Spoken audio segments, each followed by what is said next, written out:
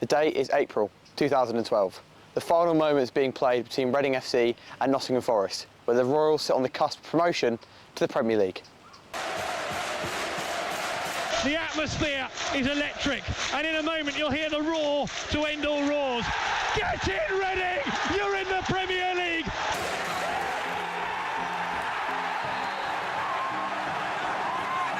What's going on, eh? What's happening? Are we out?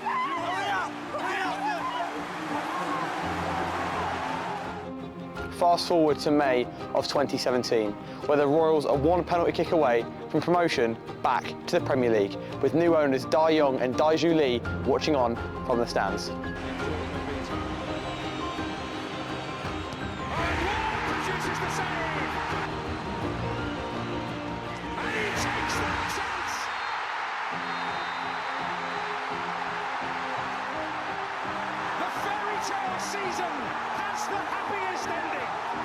Reading lose on penalties to Huddersfield Town, which sees them stay in the Championship.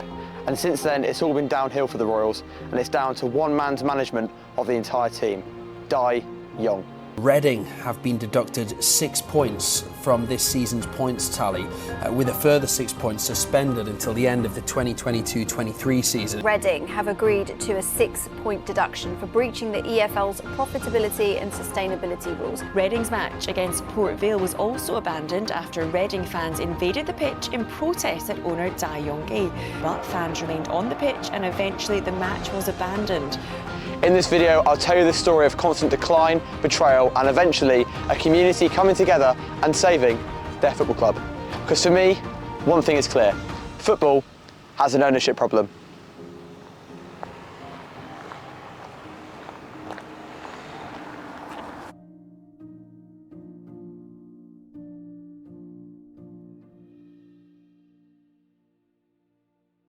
Now, before we get into points deductions, asset stripping and relegations, let me tell you a little bit about the club. Reading FC were founded on the 25th of December 1871 on this very street. Some have called it a Christmas miracle. The Royals have had a colourful history in blue and white, with the fans at the heart of the club ever since that Christmas night. The fans have a number dedicated to them for their support and dedication to Reading FC, that being the number 13. Reading FC saw relative success under owners like Sir John Majewski. However, in 2017, this all started to change as the Royals slowly slipped down the Championship table and eventually the leagues. So who actually was the maestro behind Reading FC's depressing symphony? Well, that man was Dai Yong. He took over just before the playoff final in 2017 after the Premier League denied his bid to buy Hull City, who were in the Premier League. Reading fans were really excited when Dai Yong first took over the Royals, and he had an estimated net worth of £700 million. Dai Yong, previously being denied ownership of Hull City in the Premier League, ultimately put some doubts into Reading FC fans' mind really early into his tenure, which could be a premonition of things to come. I talked to Adam from Sell Before We Die, a fan-led protest group with the aim of getting Dai Yong out of Reading FC, to talk about his tenure at the club and what Sell Before We Die had done to hopefully exclude him from it. So my name's Adam Jones. I support Reading Football Club, and my role at Sell Before We Die is a little bit everything. I'm mainly the main social media admin, but I just do whatever, wherever, to be honest with you. I do a lot of the political stuff as well. So yeah, I do a bit of everything, kind of a jack of all trades, master of none type thing. After the playoff final, Reading FC slowly slipped down the Championship table, even though they were spending outrageous money on signings and paying them far too much money. It was mediocrity, kind of at best, really, and it was just a real shame because we had the potential at the start of his ownership to do something fantastic, but unfortunately it didn't materialise in the end. Moreover, Reading FC had 5 managers between the time of 2017 and August 2020.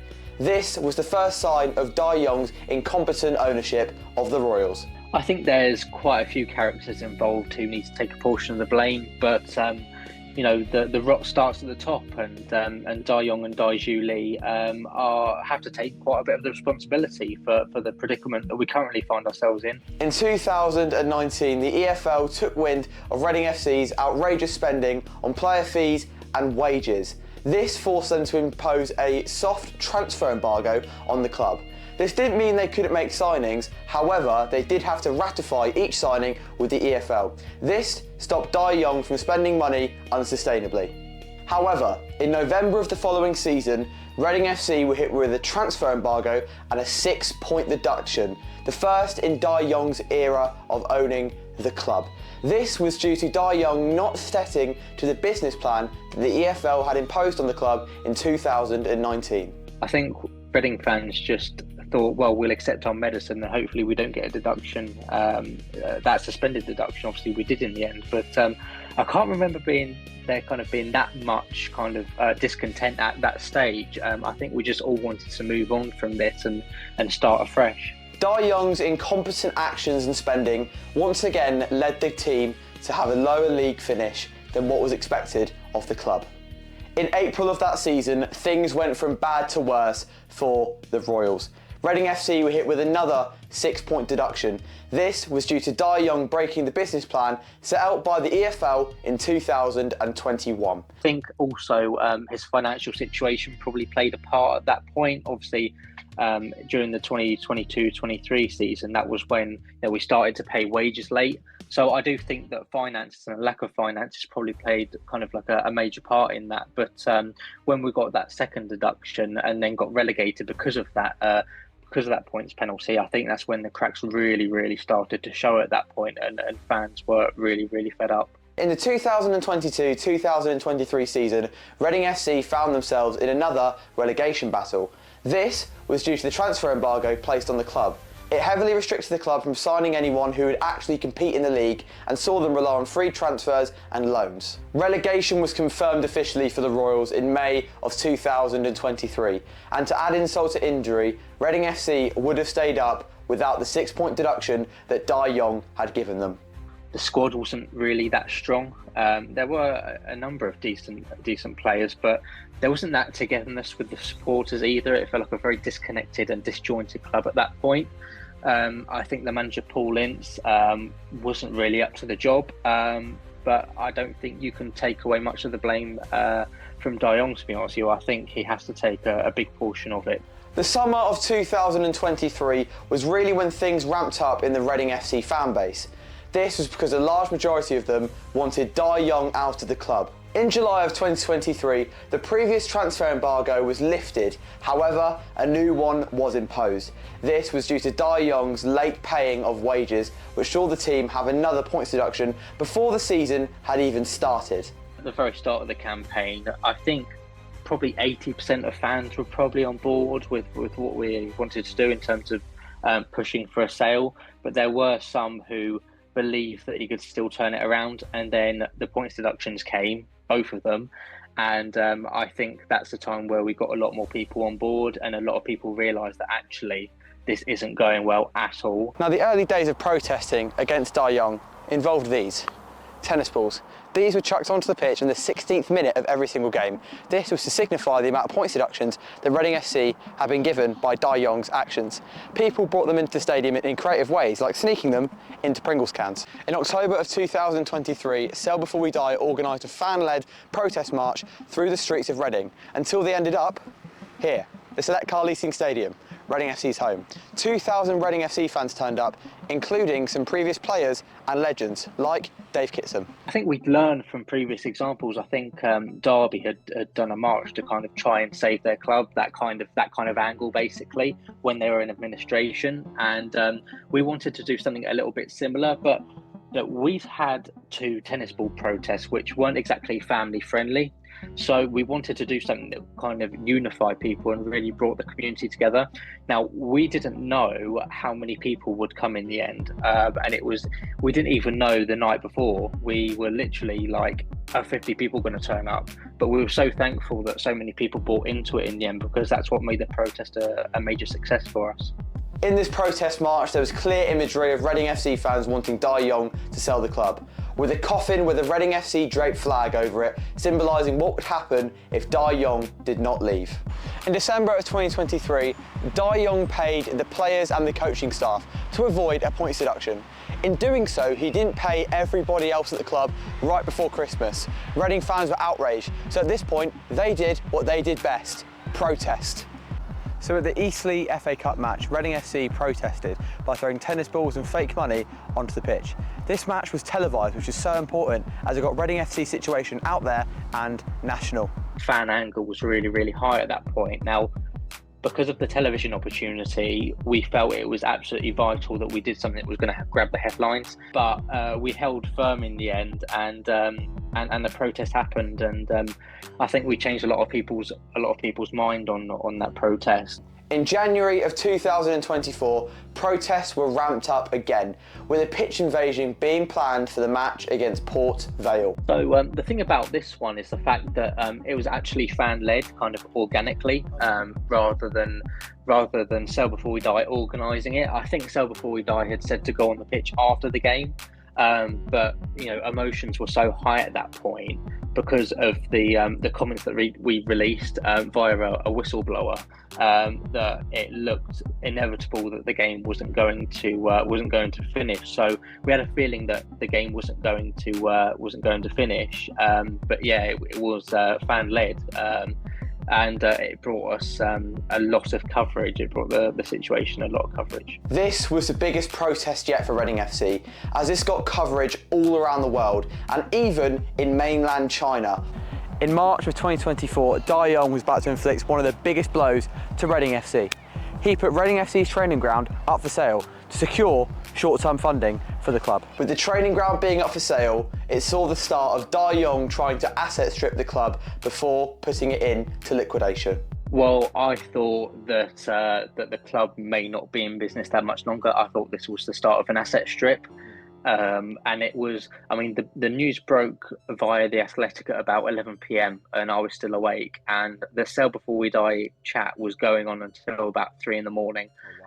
It was extremely traumatic for all supporters. A buyer was found in the following days to Wycombe Wanderers. This led to immediate fan protests outside Adams Park.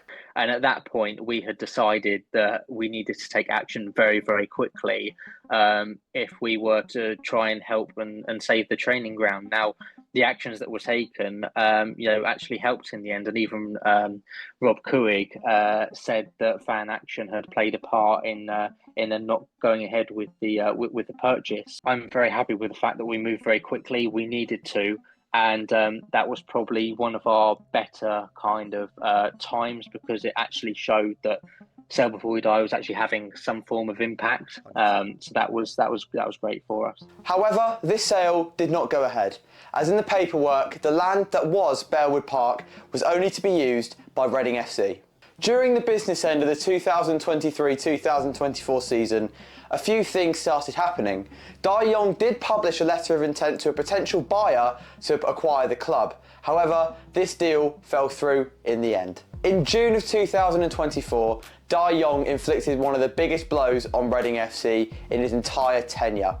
This was because a club statement was put out in which the women's team was set to be liquidated. Yeah, it was absolutely disastrous that the women's team were relegated to the 5th tier. They were and still are a massive part of our identity. They were such a successful WSL team. We had current England internationals there, Mary Earps and Fran Kirby, who's just broken back into Serena Wiegmann's team. So it was really, really difficult for us to see the women's team relegated to the 5th tier, because the work of Kelly Chambers and other people to get the club to where it was, the women's side at least, it was absolutely horrible to see all of that kind of torn apart by a pair of siblings who have absolutely no care for the club. It was absolutely heartbreaking. The collapse of Reading FC women's team was a premonition of what could happen to the men's team if Dai Yong did not sell the club. In September of 2024, a proposed takeover by Rob Couhig, ex-owner of Wycombe Wanderers, failed. This was due to complexities like the car park and the hotel. Now, in the time between October and December of 2024, the technicalities that stopped Rob Couhig's purchase of the club back in September were ironed out, which meant any future deal would move fastly and swiftly in the interest of both parties. This change allowed Dai to agree a new period of exclusivity with another buyer, giving Reading fans some hope that hopefully he will leave. This new exclusivity period turned out to be complete Rubbish, as Dai Young did not agree any new terms with this new bidder. This saw Rob Couhig pull back into the race to buy the club. Rob Couhig took Dai Young to court. This was due to his failed takeover in September of 2024. In addition to this, the EFL disqualified Dai Young as owner of Reading FC. This gave him a time period to de-invest his shares in the club, and if he didn't, the league would expel Reading FC. So we had been kind of pushing for disqualification for a little while, and we were positive about the prospect of disqualification, because it would, although it would have, and it still does have the risk of us ending up being kicked out of the EFL, there's got to be light at the end of the tunnel, or the prospect of light at the end of the tunnel somewhere. This is an untenable situation. It's an unsustainable situation. So, there's no bigger incentive for Dai Young to sell now, because if he doesn't sell, he risks losing, £30 million or whatever Rob Couhig is prepared to pay. So, there's no bigger incentive now for Dai Young to sell the club.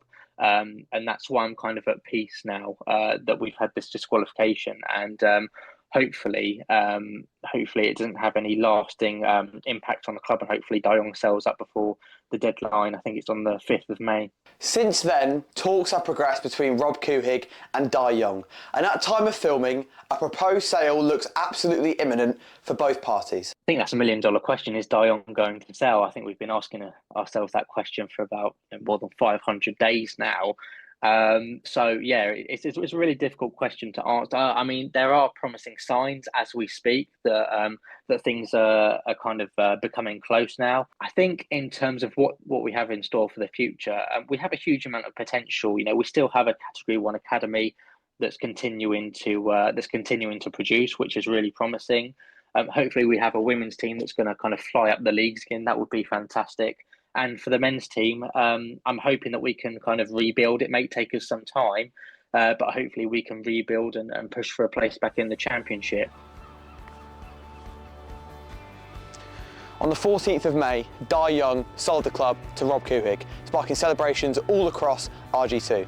I've already seen the impact of Rob's new ownership, with new players, a new pitch being laid in the summer, and new beginnings for the Royals. Rob and Todd save Reading FC, but in doing so, save the community of Reading and everybody connected with the Royals. So from the bottom of my heart, thank you so much for saving my club. But there are others who are not so lucky. Barnsley, Sheffield Wednesday and Morecambe, just to name a few, still suffer with bad football ownership. And for that reason, football still has an ownership problem. Thank you for watching. I've been Ollie Fincham, and bye-bye.